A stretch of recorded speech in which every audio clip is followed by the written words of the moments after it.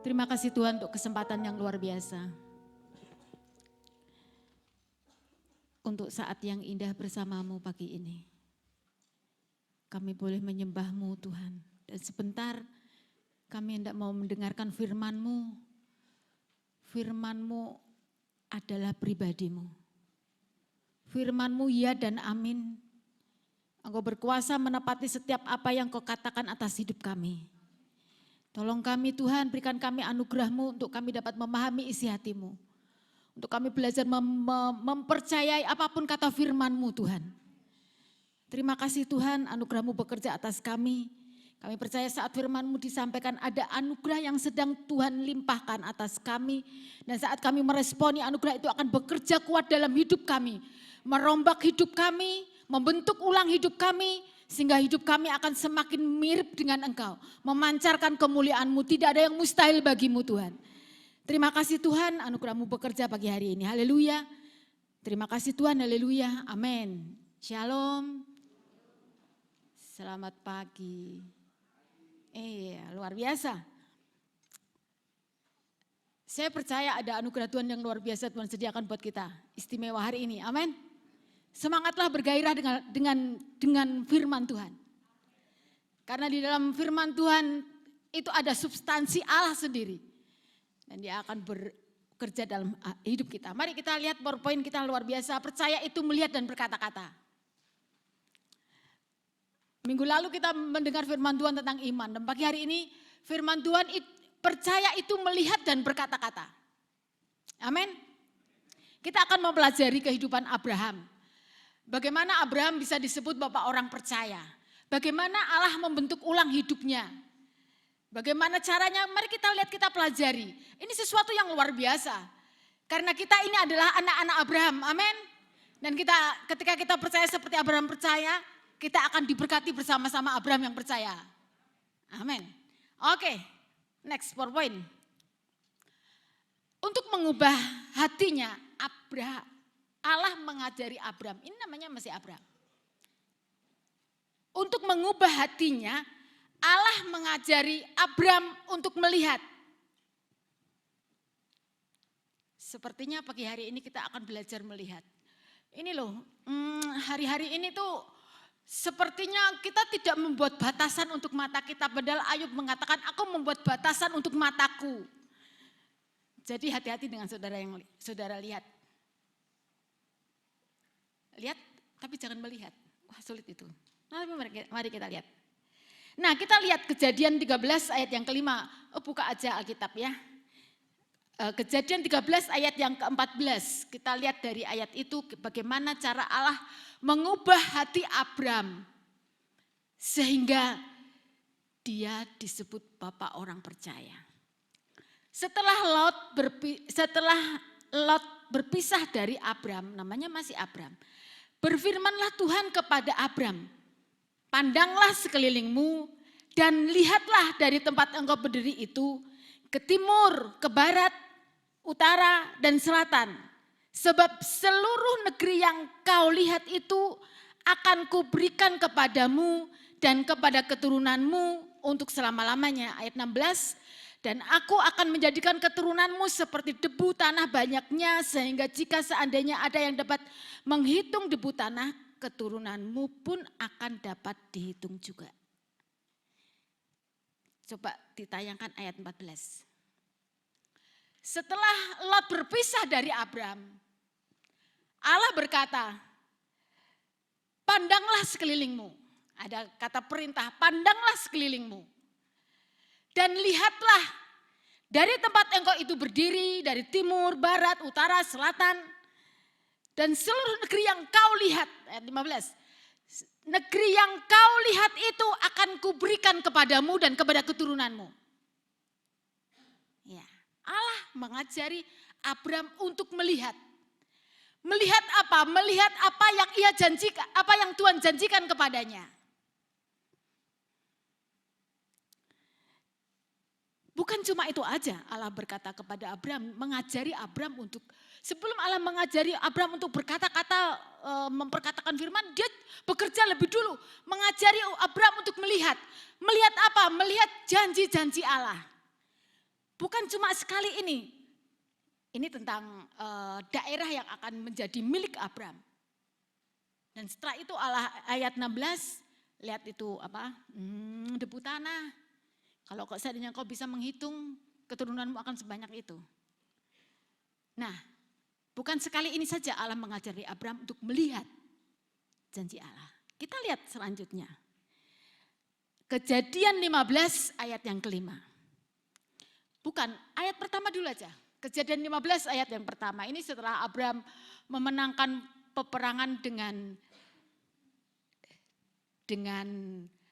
Kedorlaomer dan yang lain.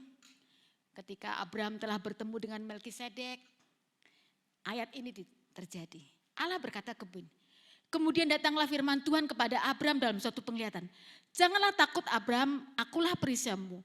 Upahmu akan sangat besar. Wah, ini janji yang luar biasa. Abram ini takut kalau Raja Sodom dan yang lain-lain itu berbalik menyerang kembali. Tetapi Allah berkata begini, jangan takut Abram. Akulah perisaimu, upahmu akan sangat besar. Oh, seandainya Allah datang kepada saudara dan berkata jangan takut, akulah perisaimu, upahmu akan sangat besar. Apa respon kita? Wish, yes, amin, amin, gitu kan. Tapi mari kita lihat apa respon Abram. Ayat selanjutnya. Abram menjawab, ya Tuhan Allah, apakah yang akan engkau berikan kepadaku karena aku akan meninggal dengan tidak mempunyai anak. Dan yang akan mewarisi rumahku ialah Eliezer orang Damsyik itu. 3. Lalu kata Abram, engkau tidak memberikan kepadaku keturunan sehingga seorang hambaku nanti menjadi ahli warisku. Ini lihat, posisi rohani Abram ini sangat rendah sekali. Ketika Allah berjanji jangan takut Abram, akulah perisaimu, upahmu akan sangat besar. Abram tidak meresponi, yes, yes, yes, enggak. Responnya kurang baik. Kenapa? Dia hatinya mulai gelisah. Karena ditunggu-tunggu tentang keturunan itu enggak dikasih. Belum ada gitu loh. Ah Tuhan, apa yang akan kau berikan kepadaku? Paling-paling hambaku itu yang akan mewarisinya. Kita lihat kebesaran di sini, kita lihat kebesaran hati Tuhan. Kita lihat bagaimana kebesaran hati Tuhan. Tuhan mau turun ke level Abram. Allah kita tuh Allah yang luar biasa. Dia mau turun ke level Abram dan berkata apa? Ini, bagaimana cara Allah menangani Abram. Ayat yang keempat. Tetapi datanglah firman Tuhan kepadanya demikian. Orang ini tidak akan menjadi ahli warismu melainkan anak kandungmu. Dialah yang akan menjadi ahli warismu. Lalu perhatikan ayat 5. Lalu Tuhan membawa Abram keluar serta berfirman. Coba lihat ke langit, hitunglah bintang-bintang. Jika engkau dapat menghitungnya, maka firman-Nya kepadanya.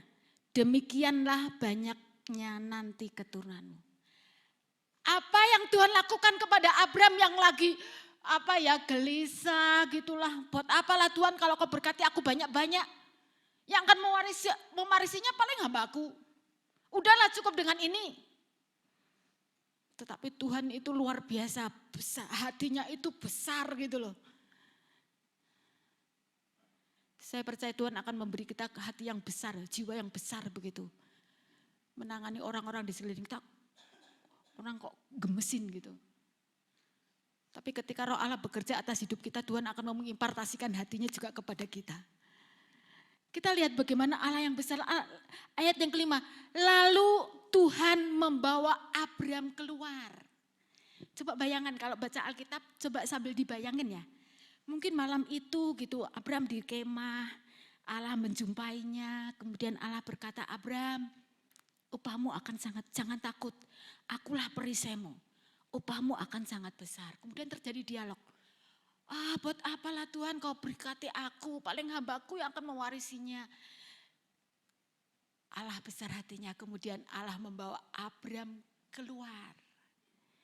Mungkin ada di antara saudara yang saat-saat ini pada posisi rohani seperti Abram. Tuhan, kalau enggak berkati aku ya sudahlah seperti inilah, aku terima nasib. Allah membawa keluar. Keluarlah dari rutinitasmu sebentar, berdualah bersama Tuhan. Kau akan mendapat pewahyuan yang segar dari Tuhan. Lihat ini. Lalu Tuhan membawa Abram keluar serta berfirman, coba lihat ke langit. Pasti malam ya, nggak mungkin pagi ya. Suatu ketika saya ada di Soe bersama suami saya. Di desa nggak ada listrik, kita harus jalan kaki. Itu kan tidak ada polusi di desa di Soe, di atas gunung gitu kan. Bintang-bintang itu bagus sekali. Sepertinya dekat gitu loh. Waktu saya jalan itu, mungkin malam-malam seperti inilah. Allah berbicara sama Abram, Abram coba lihat ke langit. Hitunglah bintang-bintang itu. Jika engkau dapat menghitungnya, demikian banyaknya nanti keturunanmu. Allah membawa Abram keluar, menunjukkan visualisasi janjinya. Nah, tadi yang pertama, ketika Allah berjanji tentang daerah yang akan menjadi warisan Abram, lihatlah ke barat, timur, utara, selatan, sejauh matamu melihat itu akan jadi bagianmu. Kemudian Allah berkata, lihat itu debu pasir banyaknya, demikian akan banyak keturunanmu. Itu lihat di siang hari, kalau malam kan gak bisa lihat ya. Tapi kalau malam, dia melihat bintang. Apa arti semuanya ini? Allah mengajari Abram untuk melihat janjinya. Baik itu siang, baik itu malam.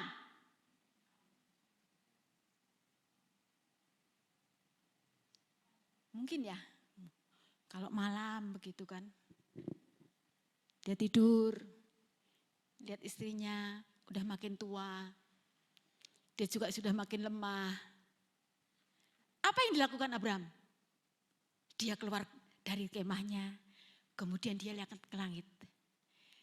Dilihatnya bintang-bintang itu, dihitungnya 1, 2, 3, 4, 5, 6, wah banyak sekali nggak terhitung. Kemudian mungkin dia sayup-sayup mendengar suara, Bapak Abraham, begitu kan. Kakek Abraham, Opa Abraham, itu diimajinasinya. Oh, Allah ingin kita memenuhi imajinasi kita dengan firman Tuhan. Kalau tidak, iblis akan memasukinya. Ini Allah mengajari Abraham untuk mengimajinasikan firman. Kalau siang di daerah Abraham Timur Tengah itu banyak pasir, banyak debu. Kemudian dia lihat ketika hatinya galau. Lihat situasi tidak makin menunjukkan istrinya hamil atau makin merosot keadaannya. Kemudian lihat di pasir, dilihatnya banyak. Tuhan sudah janji loh, kalau aku bisa menghitung semuanya ini sedemikian juga anak-anakku akan banyak. Kalau malam dia lihat bintang. Siang dan malam tidak ada alasan untuk kita tidak melihat janji Tuhan. Amin. Renungkan, imajinasikan firman sampai engkau melihatnya dengan matamu. Luar biasa saudara. Sesuatu yang luar biasa. Kalau kita baca ayat yang kelima ini, lalu Tuhan membawa Abram. Ini Tuhan. Ini bahasanya Yahweh. Allah yang berfellowship dengan manusia. Kalau Elohim itu Allah yang menciptakan, berarti Allah ingin membangun persekutuan. Ketika Abraham hatinya galau, Allah yang berfellowship dengan manusia. Allah yang membina hubungan, mari milikilah persekutuan yang intensif dengan Tuhan. Sampai engkau bisa merasakan bahwa Tuhan itu dekat dan Tuhan itu mengajari engkau step by step. Apakah bisa? Bisa, Allah yang berjanji Allah pasti menggenapinya. Katanya firman Tuhan, domba-dombaku mendengar suaraku. Kata Tuhan berkata seperti itu. Berarti miliklah keyakinan, Tuhan akan membuat aku bisa mendengar suara Tuhan. Luar biasa saudara, mari PowerPoint yang selanjutnya. Next. Tadi kita sudah melihat bagaimana Allah mengubah kecenderungan hati Abraham. Pertama dengan melihat. Karena percaya itu melihat. Alkitab penuh dengan gambaran-gambaran ilahi yang sudah Tuhan berikan kepada kita. Alkitab ini loh saudara. Penuh dengan gambaran-gambaran ilahi. gambaran-gambaran ilahi tentang yang Tuhan sudah berikan buat kita orang percaya. Tapi seperti minggu lalu, kita seringkali tidak mengerti. Kenapa tidak mengerti? Karena kita tidak mengerti, kita tidak menghargainya. Sehingga ketika kita tidak mengerti dan kita tidak menghargainya, iblis merampoknya dari kita. Padahal itu Tuhan sudah sediakan buat kita. Alkitab penuh dengan gambaran-gambaran ilahi yang Tuhan ingin kita lihat.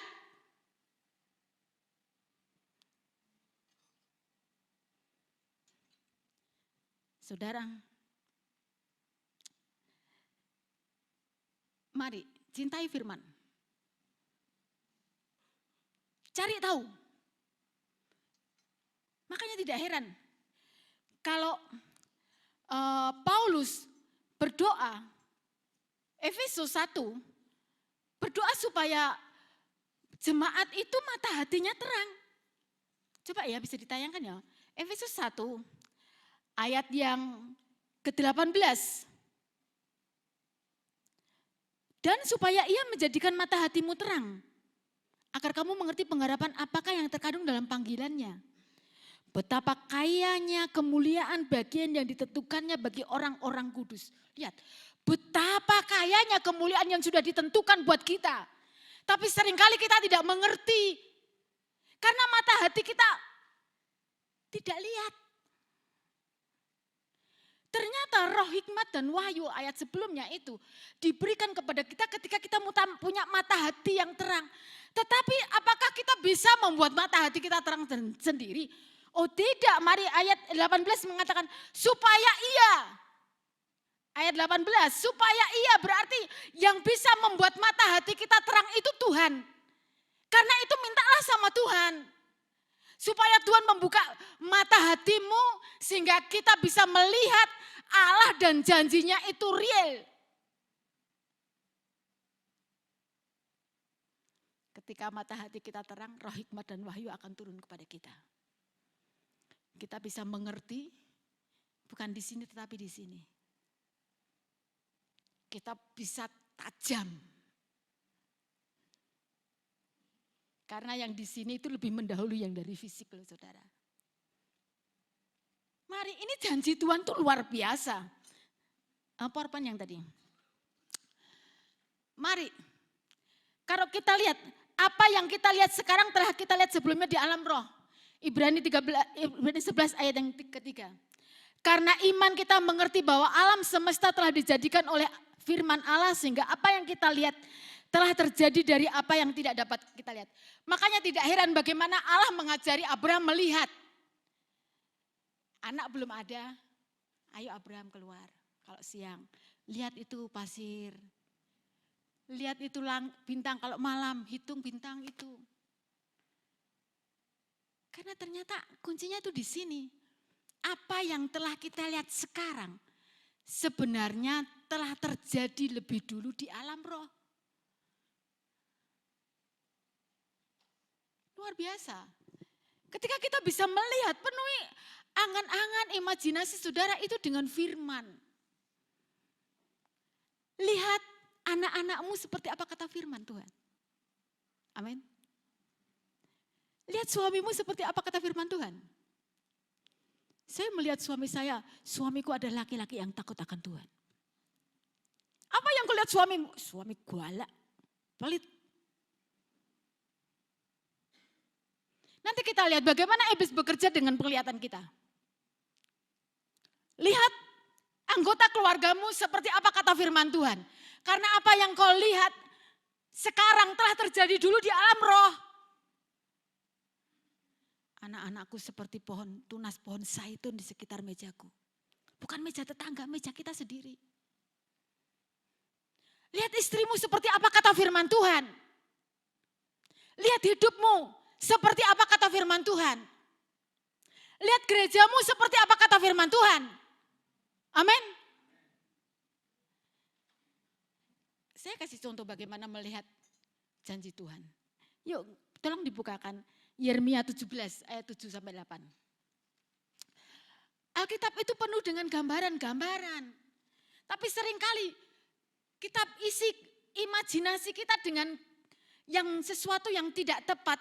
Yeremia 17, diberkatilah orang yang mengandalkan Tuhan, yang menaruh harapannya pada Tuhan. Terus, ia akan seperti pohon yang ditanam di tepi air, yang merambatkan akar-akarnya ke tepi batang air, dan yang tidak mengalami datangnya panas terik, yang daunnya tetap hijau, yang tidak khawatir dalam tahun kering, dan yang tidak berhenti menghasilkan buah. Saudara, lihat dirimu ketika kau mengandalkan Tuhan, engkau akan seperti ini. Seperti pohon yang ditanam. Berarti kalau kata ditanam, itu tidak kebetulan. Ada seseorang yang menanam. Siapakah seseorang yang menanam kita? Tuhan. Berarti hidupku ini milik Tuhan. Isi perenunganmu dengan firman Tuhan. Berarti hidupku ini punya Tuhan. Karena aku ditanam bukan di tengah-tengah padang tandus. Tetapi di tepi air. Bukan tepi sungai karena ada beberapa sungai yang kemarau kering. Yang merambatkan akar-akarnya ke tepi batang air. Aku akan mengambil suplai yang dari Tuhan. Tuhan, engkau sungai kehidupanku. Aku akan mengambil suplai darimu. Yang akan membuat aku menjadi kuat, daunku akan hijau, aku akan nampak segar. Aku tidak akan khawatir, ini mau, apalah kalau saudara lihat televisi, para ahli ngomong apa, tetapi aku tidak. Kata firman Tuhan berkata ketika aku berharap sama Tuhan, aku percaya sama Tuhan, aku akan seperti pohon yang ditanam di tepi aliran air. Aku akan tetap hijau, segar. Aku tidak akan mengalami datang panas terik. Berarti ada panas terik? Ada karena ini mengatakan seperti itu. Tapi aku tidak akan mengalaminya. Karena suplaiku itu tidak pernah habis. Karena suplaiku itu bukan manusiawi tetapi Allah sendiri. Lihat itu dirimu seperti itu. Dan tidak khawatir dalam tahun kering. Wih, ini tahun kering berarti ada masa yang panjang nih kekeringan. Jangan-jangan ini buatan. Tetapi aku tidak khawatir. Karena ketika aku berharap sama Tuhan, aku seperti pohon yang ditanam di tepi aliran air. Aku akan merambatkan akar-akarku ke tepi batang air. Aku akan mengambil suplai, aku akan mendapat suplai dari yang ilahi. Bukan yang manusiawi. Ya kalau yang manusiawi itu 5 ditambah 2 itu 7. Kalau Tuhan 5 ditambah 2 itu cukup untuk 5.000 orang bahkan lebih. Lihat itu dirimu seperti apa kata firman Tuhan. Bukan lihat dirimu seperti kata orang. Apa tuh khawatir itu karena memikirkan kata orang. Memikirkan iblis. Saya kasih tahu, iblis itu tidak bisa tiba-tiba datang dengan ujuk-ujuk di depan saudara gitu. Enggak, dia akan pakai seseorang yang mau dipakainya. Dia akan meminjam mulut orang yang mau dipakainya. Karena itu jangan khawatir, jangan pikirkan apa kata orang. Saya kasih tahu saudara, orang tuh kalau senang ngomong baik. Kalau tidak senang ngomong jelek, orang enggak usah dipikirin. Alkitab tidak mengatakan renungkan masalahmu siang dan malam. Atau firman Tuhan mengatakan renungkan perkataan orang siang dan malam. Tetapi firman Tuhan berkata renungkan firman Tuhan siang dan malam. Engkau akan seperti pohon yang ditanam di tepi aliran air. Daunmu, hidupmu akan nampak segar. Dan yang tidak berhenti menghasilkan. Wah, jas ini luar biasa. Adakah sesuatu yang menjamin seperti firman Tuhan katakan? Oh, tidak ada karena firman Tuhan itu mewakili dia sendiri. Ketika saya tulis ini, saya melihat ayat sesuatu yang luar biasa. Saya percaya itu akan terjadi di gereja kita. Coba ditayangkan Yesaya pasal yang kedua. Yesaya pasal yang kedua. Ayat yang kedua sampai yang ketiga. Sore-sore suami saya ngomong ayat ini. Tetapi ketika tengah malam, ayat ini berbicara lebih kuat. Saya cari, saya baca. Saya melihat gereja ini seperti ini. Akan terjadi pada hari-hari yang terakhir. Gunung tempat rumah Tuhan akan berdiri tegak di hulu gunung-gunung. Dan menjulang tinggi di atas bukit-bukit. Segala bangsa akan berduyun-duyun datang ke sana. Dan banyak suku bangsa akan pergi dan serta berkata, mari kita naik ke gunung Tuhan, ke rumah Allah Yakub, supaya ia mengajar kita tentang jalan-jalannya dan supaya kita berjalan menempuhnya. Sebab dari Sion akan keluar pengajaran dan firman Tuhan dari Yerusalem. Ini nubuatan buat gereja kita. Ayat yang kedua, lihat. Akan terjadi pada hari-hari yang terakhir. Gunung tempat rumah Tuhan akan berdiri tegak di hulu gunung-gunung. Apa sih? Gini loh saudara, gambarnya. Supaya gampang mengimajinasi. Ada gunung-gunung dan ada yang gunung yang paling tinggi. Nah itu loh yang dimaksud. Gunung tempat rumah Tuhan akan berdiri tegak di hulu gunung-gunung. Dan akan menjulang tinggi di atas bukit-bukit. Segala bangsa akan datang, akan berduyun-duyun ke sana.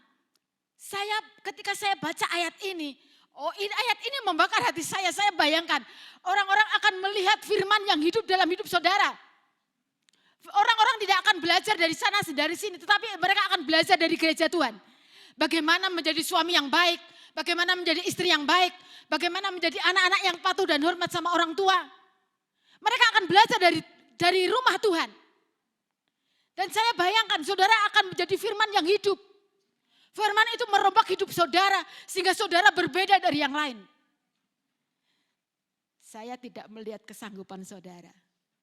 Tetapi firman Tuhan berkata, Kristus yang ada di dalammu adalah pengharapan akan kemuliaan. Saya melihat Kristus yang ada di dalam hidup jemaat satu persatu. Kristus itu berkuasa merubah semak duri jadi pohon sanobar. Jadi harapan kami para pelayan-pelayan Tuhan di tempat ini berharap kepada Kristus yang hidup di dalam hidup saudara. Yang berkuasa merombak seperti apapun. Bahkan semak duri akan jadi pohon sanobar. Kecubung akan jadi murad. Saya lihat ini sesuatu yang luar biasa. Sehingga orang berkata, ajari aku. Mereka datang beribadah bersama kita. Dan berkata, ajari aku. Supaya aku berjalan di jalan-jalanmu. Luar biasa. Kita ini akan dipamerkan sama Tuhan loh saudara. Karena itu Tuhan sedang mendandani saudara. Kalau hari-hari ini saudara sedang didandani, cobalah. Orang itu kalau mau jadi mantan didandani baru alis satu kemudian, aku gak sabar lari keluar, ya lucu kan. Jadi sabar ya kalau lagi dandani Tuhan. Nah ini ilustrasi yang bagus.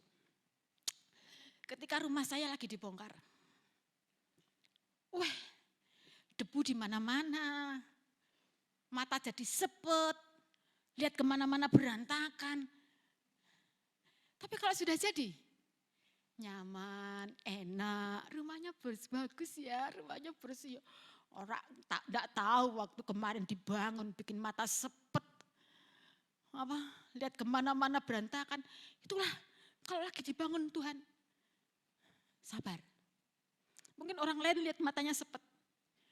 Tapi tunggu, saatnya akan tiba. Engkau akan melihat kemuliaan Tuhan dalam hidupku. Mari kalau saudara kita lagi dibangun Tuhan ya support. Jangan urap kayak gitu, jangan. Doain, semangat ya. Amin. Ayo kasih support kanan kiri, semangat ya. Semangat.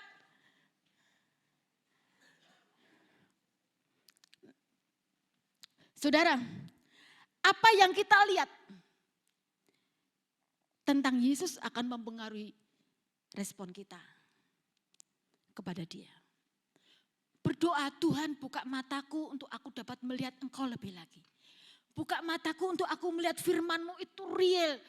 Tolong aku biar isi angan-anganku. Minta sama Tuhan karena tadi Efesus 1 kan.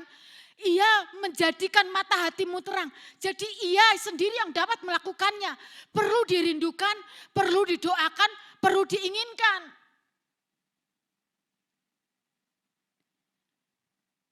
Karena apa yang kita lihat tentang Yesus akan mempengaruhi kita. Kita ingat Bartimius. Bartimius itu sudah buta, pengemis lagi. Duduknya di pinggir jalan. Coba saudara bayangin. Pengemis duduk di pinggir jalan. Berarti dia akan tahu semua informasi di jalan kan. Seperti orang yang biasa nongkrong di gardu itu loh. Di ujung gang biasanya duduk di situ. Semuanya informan, tahu dia semuanya tahu. Dia juga tahu ketika orang banyak, ada apa sih? Yesus orang Nazaret mau lewat. Orang berkata Yesus orang Nazaret, Yesus orang Nazaret. Tetapi apa kata Bartimius? Ketika Yesus lewat di depannya, apa kata Bartimius? Walaupun dia buta tetapi mata hatinya melek. Dia tidak mengatakan Yesus orang Nazaret, tolong aku. Tidak. Dia berkata apa? Yesus anak Daud. Woi. Kenapa dia memanggil Yesus anak Daud? Yesus Mesias yang diurapi. Yesus anak Daud. Kasihanilah aku. Makanya tidak heran kalau Yesus berkata, bawa sini. Dan Yesus berkata apa? Apa yang ingin aku lakukan untukmu? Apakah saudara tidak ingin? Yesus bertanya, kamu tuh pengen apa sih? Pengen enggak? Wah, aku pengen rumah lantai 7. Wah, pesawat jet tempur, jangan. Karena memang dia melihat Yesus itu bukan orang sekedar orang Nazaret. Itu lahiriah. Lihat Maria dan Marta, beda. Marta itu melihat Yesus itu yang lelah, kecapean, perlu dijamu. Kasihan, dia haus mungkin. Dia lapar mungkin. Makanya dia sibuk di dapur. Tapi Maria melihat Yesus itu suplai yang tidak pernah habis. Dia tidak manusia biasa. Sekarang apakah yang kau lihat tentang Yesus? Apa yang kau lihat tentang Yesus? Makanya tidak heran. Sakius. Sampai Tuhan berkata, Sakius turun, hari ini aku harus ke rumahmu. Hari ini aku harus menumpang ke rumahmu. Siapa yang mengharuskan Yesus Allah yang jadi manusia? Siapa? Sikap Sakius. Keinginannya, kerinduannya. Dia ingin melihat Yesus. Wih, badannya pendek gitu loh, loncat-loncat gitu kan. Oh enggak ketok, wih. Terus dia lari ke depan. Wih, katanya jalan ini mau dilewat, terus dia lari ke situ. Apa yang dilakukan? Dia panjat pohon. Ini loh, iman akan menghasilkan respon. Kalau seandainya bayangin saudara ya, kalau sakit serak ketok rak popo, paling Yesus kuwong biasa makan nasi juga. Nek orang Jawa. Dah. Respon iman akan menghasilkan respon. Yang Yesus lihat itu iman Sakius. Makanya Yesus berkata, Sakius, turunlah, hari ini aku harus menumpang ke rumahmu. Makanya tidak heran saudara. Apa yang kau lihat tentang Yesus? Saya kalau berdoa untuk jemaat Tuhan, buka mata hati jemaatmu. Supaya mereka melihat Engkau. Sehingga mereka akan menghargai Engkau. Kenapa seringkali dengar firman Tuhan, satu main HP, satu chattingan, lihat YouTube lagi. Karena mata hatinya tidak melihat Yesus. Makanya tidak tahu. Makanya tidak ngerti apa yang sudah Tuhan sediakan. Makanya dirampok iblis. Jangan lewatkan sedikit pun firman Tuhan. Amin. Lihat ini ya. Mari tolong dibukakan Matius 13.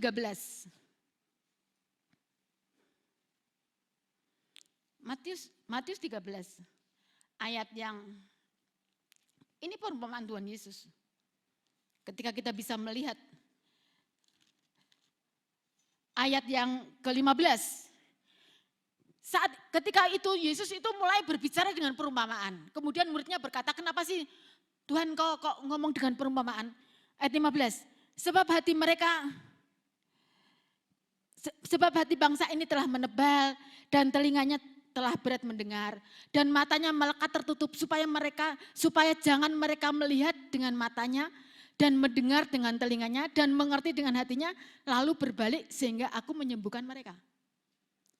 Coba ya, bacanya dibalik ya. Seandainya telinga mereka mendengar, seandainya mata mereka melihat, lalu hati berbalik, Tuhan akan menyembuhkan. Iya enggak? Iya enggak? Karena itu ketika firman Tuhan disampaikan jangan cuma mendengar, tapi melihatlah. Lihatlah firman Tuhan dengan hatimu. Karena ketika telinga mendengar, mata melihat, hati berbalik, Tuhan menjadi jawaban. Hargai, cintai firman. Luar biasa. Karena ternyata firman Tuhan itu dilihat loh. Amsal pasal 4, coba kita lihat. Amsal pasal 4, tidak cuma didengar, tetapi dilihat. Ayat yang ke-20. Amsal pasal 4, ayat yang ke-20. Hai anakku, perhatikanlah perkataanku. Arahkan telingamu kepada ucapanku. Janganlah semua itu menjauh. Janganlah semuanya itu menjauh dari apa? Dari matamu. Simpanlah itu di lubuk hatimu. Terus.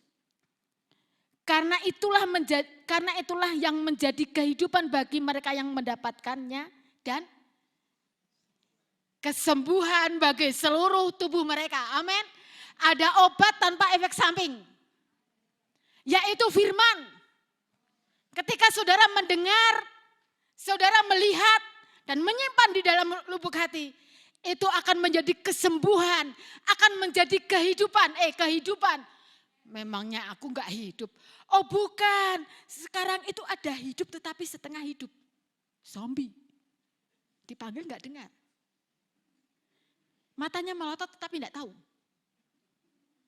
Kebanyakan HP. Serius.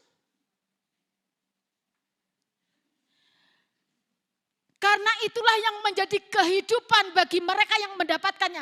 Ketika saudara bisa mendengar, saudara bisa melihat dan menyimpan di dalam hati, itu akan menjadi kehidupan buat saudara. Hidup saudara akan vitalitas tinggi.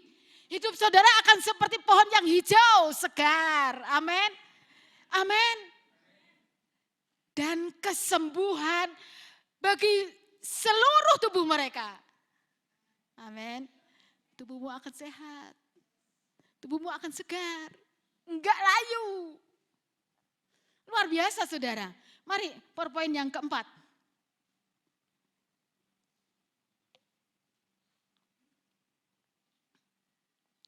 Penuhi angan-angan atau imajinasimu dengan firman.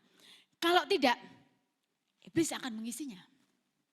Kita lihat cara kerja iblis.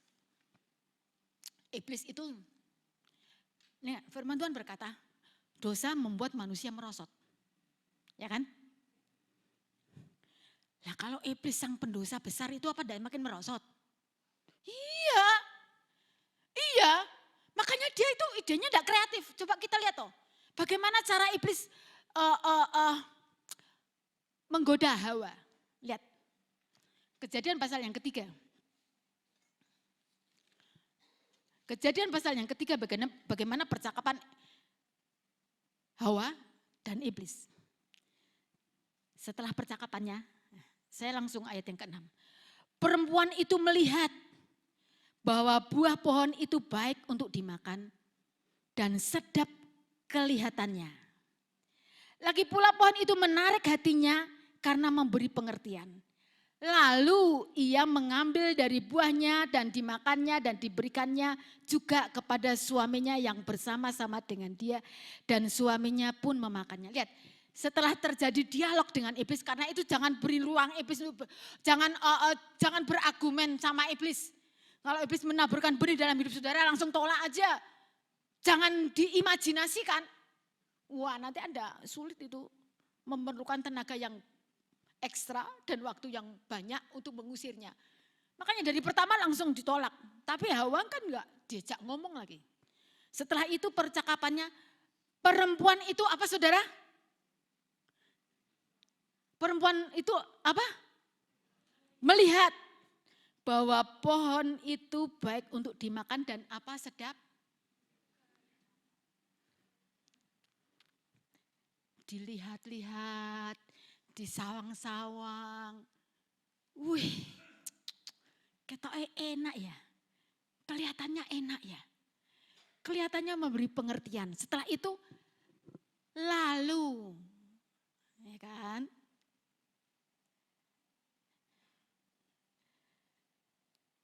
Buang ide si iblis ketika masih benih dalam pikiran saudara. Jangan disiram dengan mengangan-angankan dan mengimajinasikan. Buang jauh-jauh. Makanya perhatikan apa yang kau lihat dan apa yang kau dengar. Karena itu jendela hatimu itu dari penglihatan, dari pendengaran.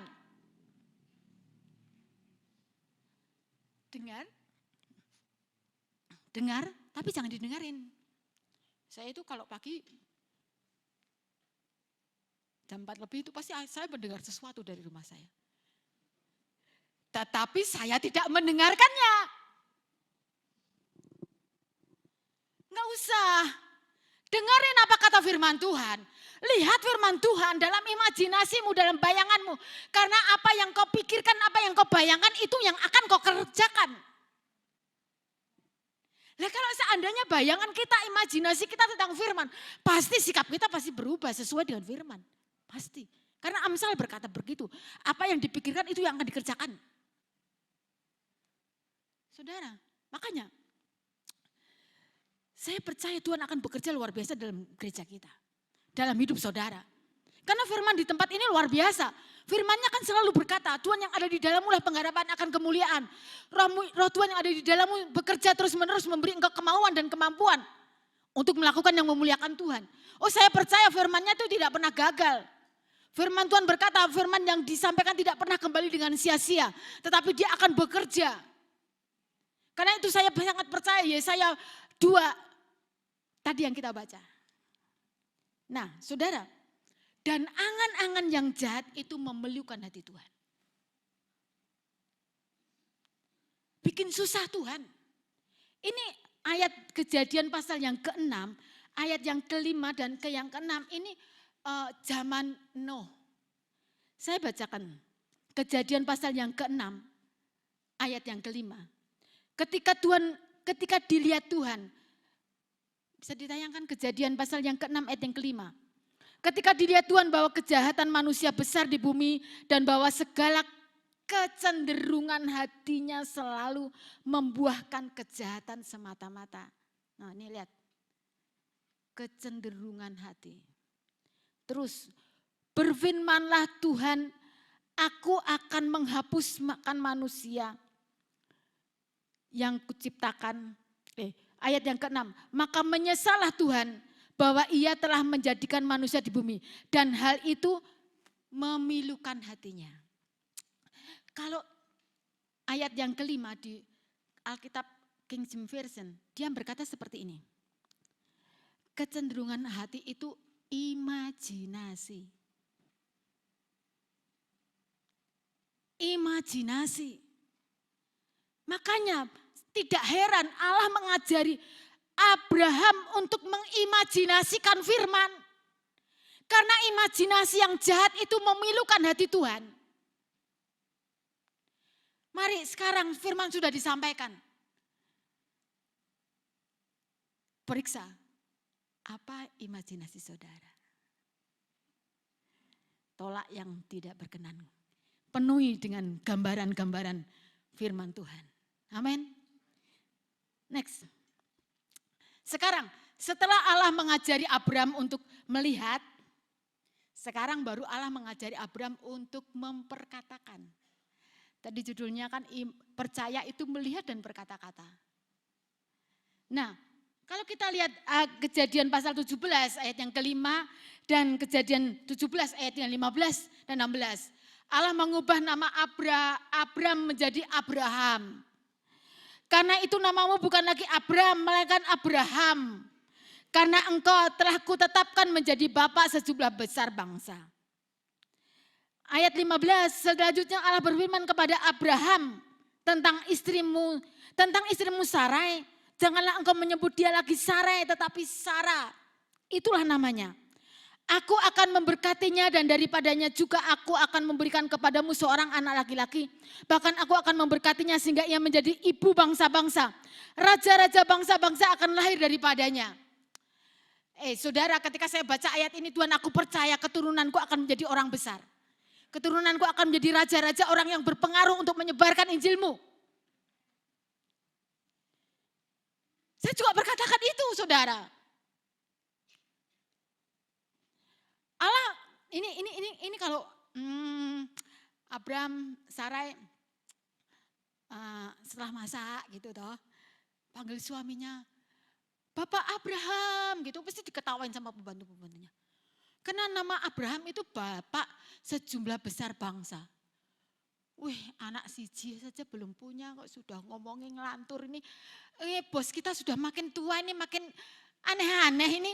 Mereka pasti ketawa, para pegawai-pegawai Abraham, para budak-budak Abraham pasti ketawa.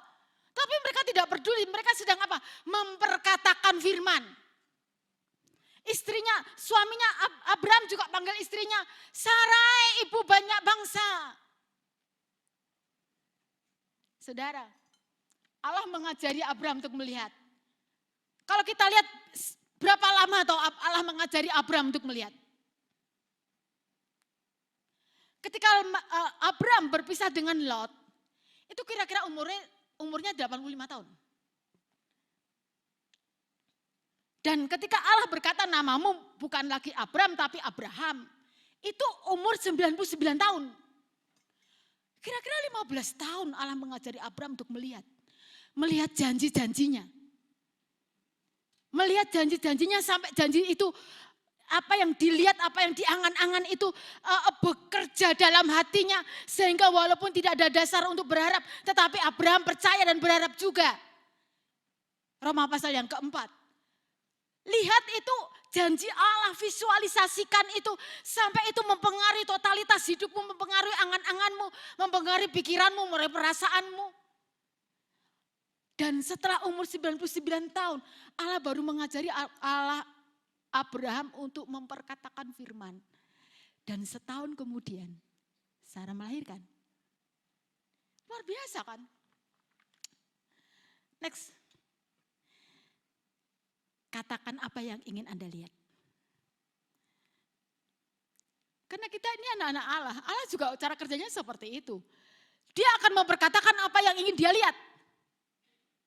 Jangan katakan apa yang sedang kau lihat. Katakan apa yang ingin kau lihat. Karena Allah memang seperti itu. Kalau kita lihat Kejadian pasal yang pertama, kita perhatikan. Pada mulanya Allah menciptakan langit dan bumi. Bumi belum terbentuk. Ayat yang kedua. Bumi belum berbentuk dan kosong. Gelap gulita menutupi samudera raya dan roh Allah melayang-layang di atas permukaan air. Berfirmanlah Allah, jadilah terang, lalu terang itu jadi. Ketika bumi belum terbentuk dan semuanya gelap gulita, roh Allah hanya melayang-layang. Tidak ada sesuatu yang terjadi. Kapan sesuatu terjadi? Kapan sesuatu terjadi? Ketika Allah sesuatu belum terjadi apa-apa. Ayat yang kedua lihat. Roh Allah hanya melayang-layang di permukaan air. Belum terjadi apa-apa. Tetapi Allah ingin melihat terang, maka dia berkata jadilah terang. Maka sesuatu terjadi. Sesuatu luar biasa. Saudara, nanti saya tunjukkan ayat yang mengagetkan saya juga. Dulu Allah menciptakan sesuatu lewat mulutnya. Sekarang Allah juga ingin menciptakan sesuatu lewat mulut anak-anaknya. Lewat mulut siapa? Mulut saya gitu loh. Enggak yakin. Tuhan akan memakai mulut saudara. Karena kita ini anggota tubuhnya. Karena itu hati-hati dengan perkataan saudara.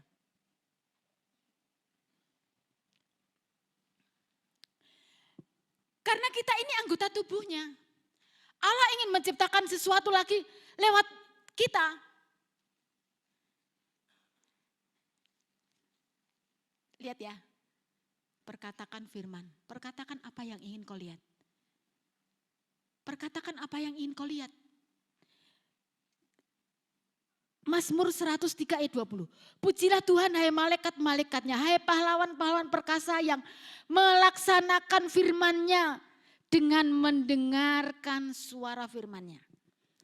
Terpujilah Tuhan hai malaikat-malaikatnya, hai pahlawan-pahlawan perkasa yang melaksanakan firman-Nya dengan mendengarkan suara firman-Nya. Ini malaikat-malaikat Tuhan akan melaksanakan firman ketika apa? Ketika apa? Saudara sepertinya ragu-ragu. Ketika apa? Mendengar suara firman-Nya. Sekarang siapa yang memperdengarkan suara firman-Nya? Mulut saya dan mulut saudara. Coba toh, sepertinya kita tidak yakin ya. Bagian yang sudah ditetapkan menjadi bagian kita. Perhatikan lagi, saya akan baca pelan-pelan. Mazmur 103 ayat 20. Pujilah Tuhan, hai malaikat-malaikatnya. Hai pahlawan-pahlawan perkasa yang melaksanakan firman-Nya. Ini pahlawan-pahlawan perkasa yang melaksanakan firman-Nya itu malaikat. Dengan mendengarkan suara firman-Nya. Makanya tidak heran. Di dalam Kejadian pasal yang kedua dan ketiga. Roh Allah hanya melayang-layang. Sesuatu tidak terjadi. Ketika firman diucapkan, ketika Allah mengucapkan firman, sesuatu terjadi. Luar biasa. Sepertinya saudara nggak yakin. Mari kita lihat penglihatan Yesaya. Next ya. Kita lihat penglihatan Yesaya. Yesaya itu manusia seperti kita. Kita lihat ini ada di Yeskiel 37. Nanti saudara baca sendiri ya dengan teliti. Yeskiel 37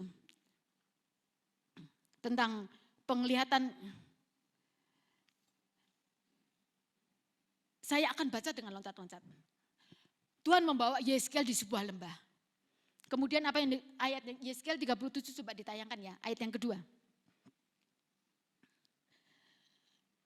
Ia membawa aku melihat tulang-tulang itu berkeliling-keliling dan sungguh amat banyak bertaburan di lembah itu. Lihat, tulang-tulang itu amat kering. Saudara, kalau saudara pergi ke daerah mana ya, yang jual kerajinan tulang sapi bisa dibikin apa ya, centong gitu kan. Bisa dibikin tempat vas gitu kan. Dari tulang sapi, tulang kerbau. Tapi kalau tulang sudah amat kering tidak bisa ditapahat. Sudah tidak bisa berguna apa-apa. Alias tidak ada harapan. Lihat ayat selanjutnya. Lalu ia berfirman kepadaku, hei anak manusia, dapatkah tulang-tulang ini dihidupkan kembali? Aku menjawab, ya Tuhan Allah, engkaulah yang mengetahuinya. Lalu firman-Nya kepadaku. Perhatikan ayat yang keempat. Bernubuatlah mengenai tulang-tulang ini dan katakanlah kepadanya, hai tulang-tulang yang kering apa? Dengarlah firman Tuhan. Memangnya tulang kering itu punya telinga. Tapi Tuhan berkata, bernubuatlah, katakanlah, hei tulang-tulang kering, dengarlah firman Tuhan.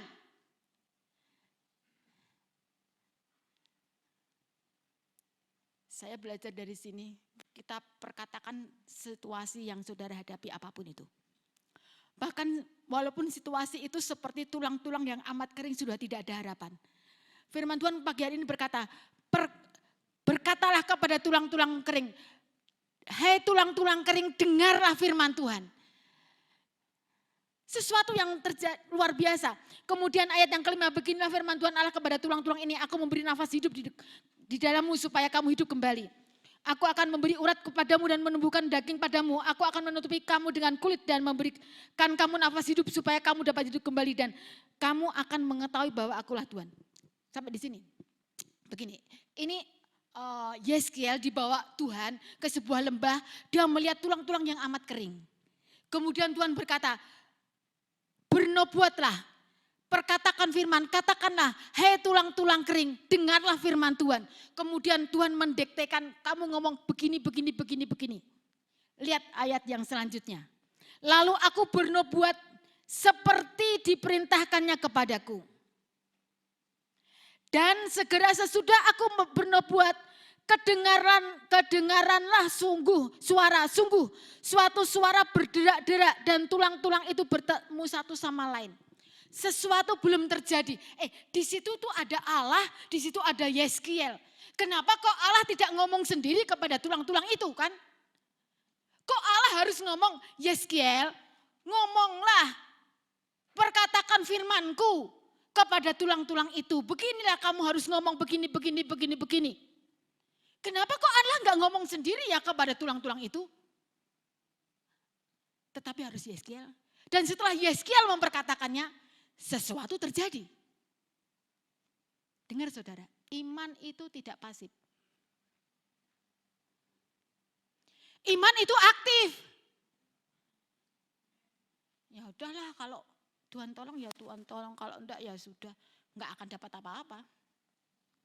Lihat ini, Yeskiel yang harus, lalu aku bernubuat seperti diperintahkan kepadaku. Dan dengar, segera sesudah aku bernubuat, segera setelah aku memperkatakan firman, kedengaranlah suatu suara berderak-derak dan tulang-tulang itu bertemu satu sama lain. Coba saudara kalau baca Alkitab itu sambil diimajinasikan gitu loh. Ini tulang berserakan di mana-mana gitu. Kemudian tulang itu setelah Yeskiel memperkatakan firman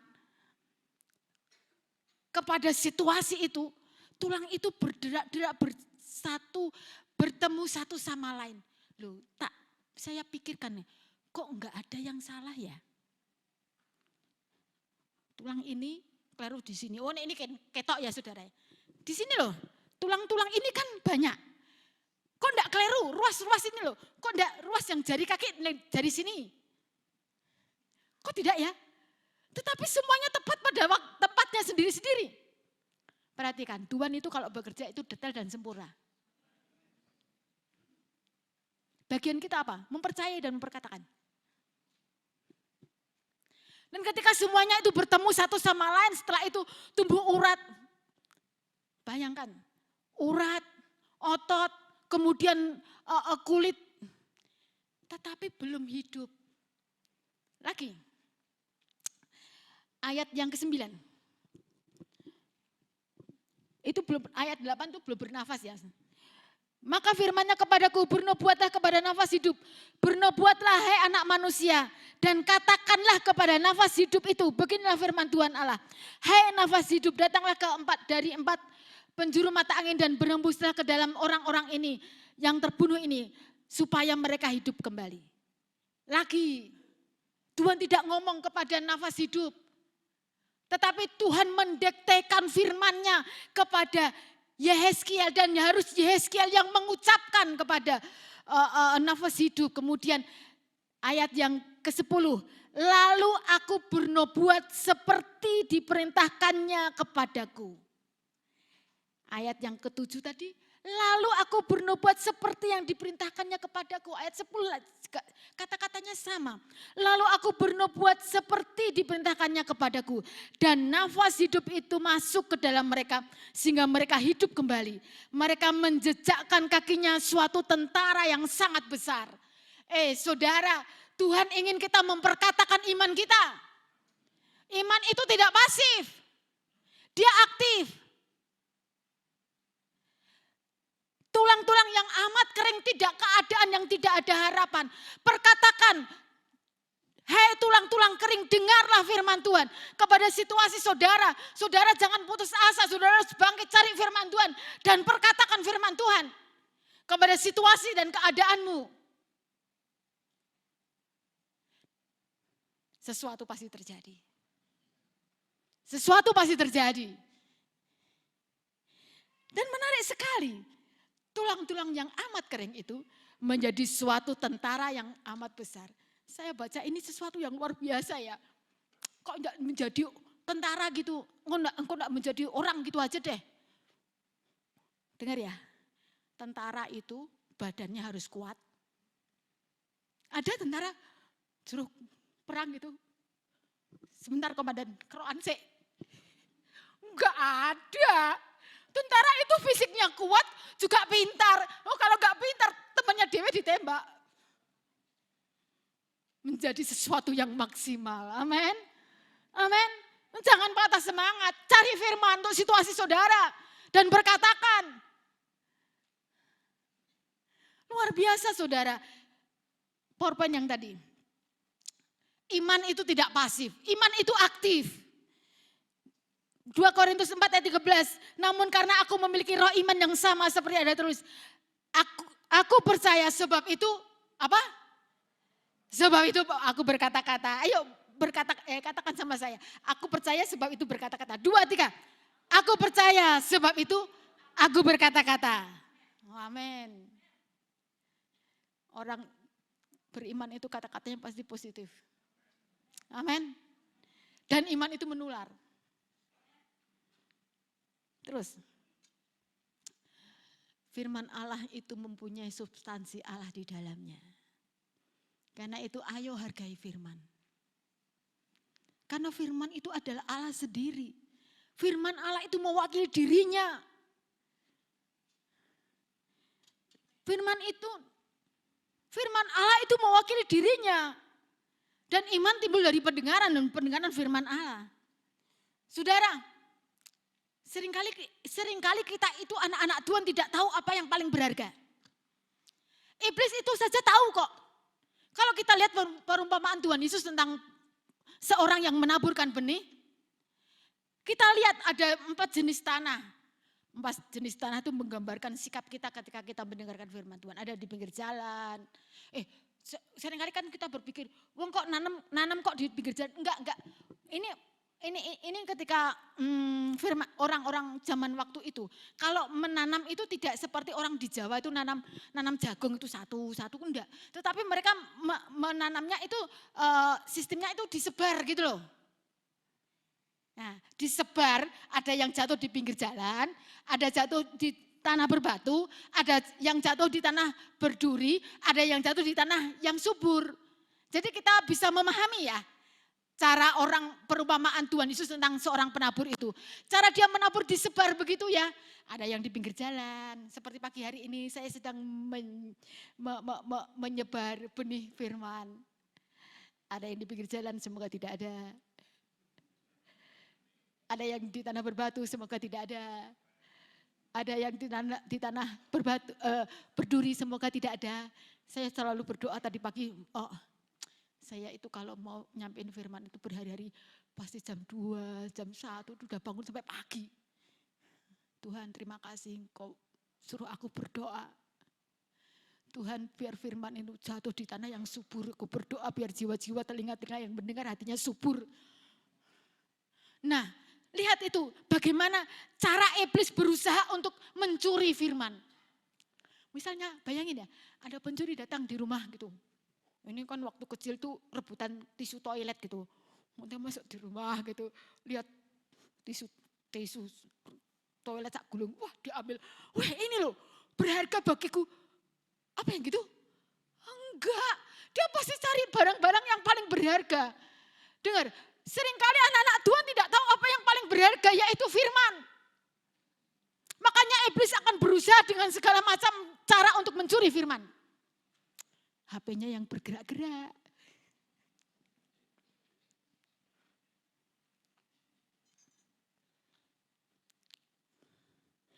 Saudara, iblis akan berusaha dengan segala macam cara untuk mencuri firman.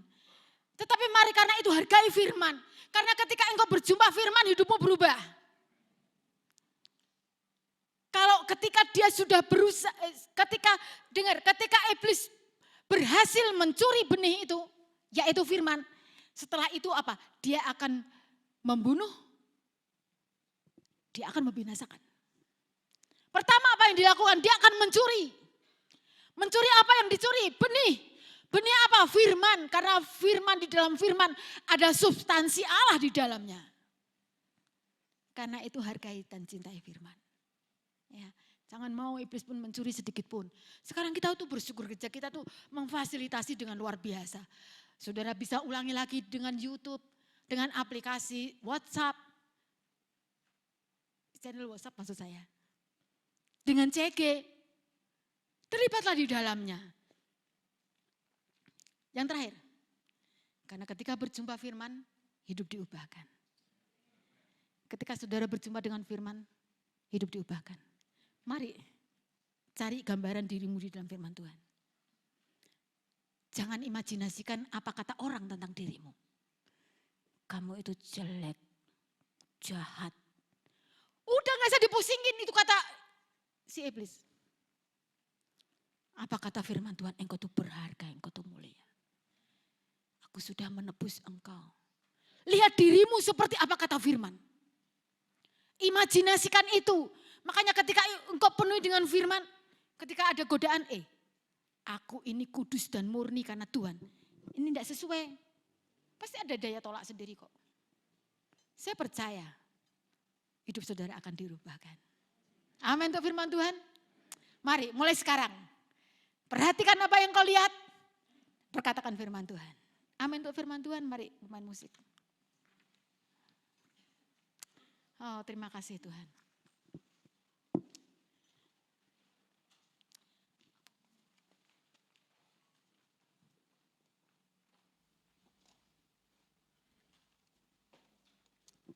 Terima kasih Tuhan. Hamba-Mu berdoa biar setiap mata hati jemaat-Mu menjadi terang. Mereka akan melihat